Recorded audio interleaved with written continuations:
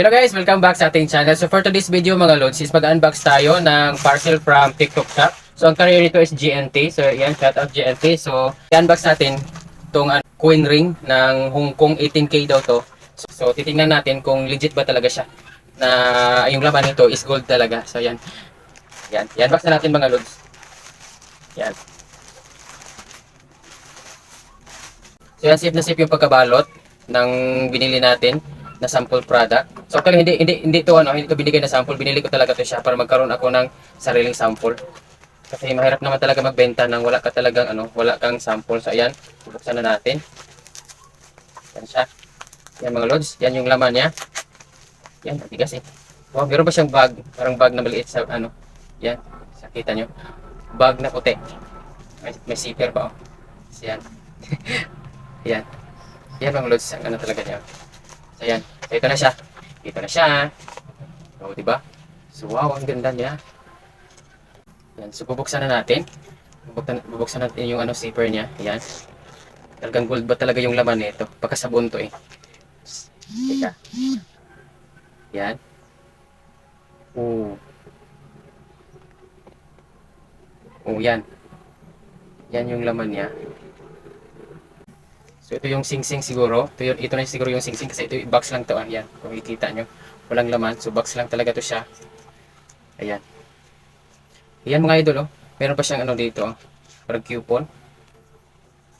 Ayan. Parang mga coupon. So dito yung address ng supplier ng shop. So ayan. Ayan, parang legit talaga siya mga lods oh. So ayan. So sa packing pa lang mga lods, so kitang-kita mo talaga na legit siya. So sa pa lang, sa jewelry box pa lang niya, so makikita mo talagang legit talaga siya. Yan oh.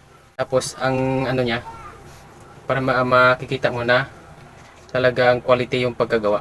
Yan. So ito yung na, parang contact numbers. So yan, itatago na natin to.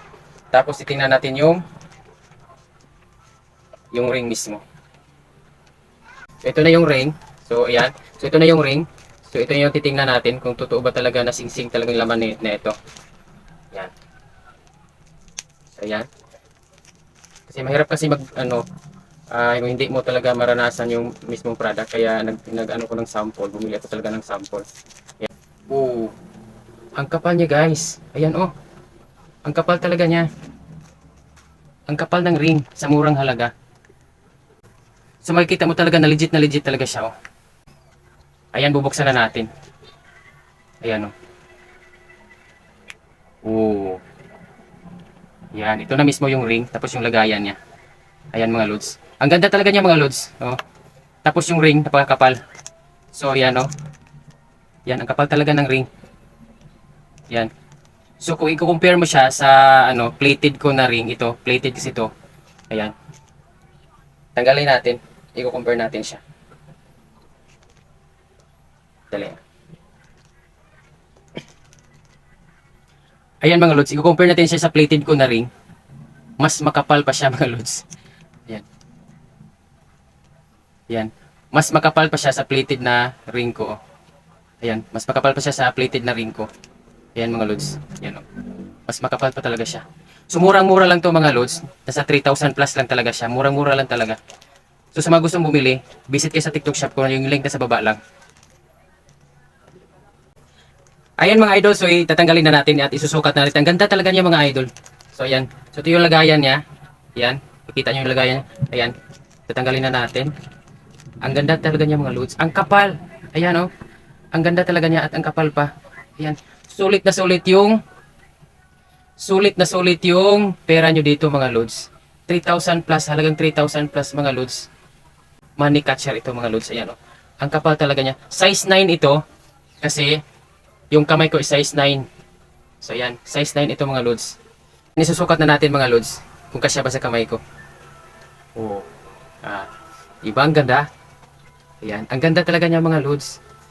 Ibang-iba talaga kulay dito sa sa plated na ko. Yan, ito yung plated ko. Yan oh. Itong plated ko nagfi-fade na eh. Yan oh. Medyo na siya, nagda-dark na siya yung color niya.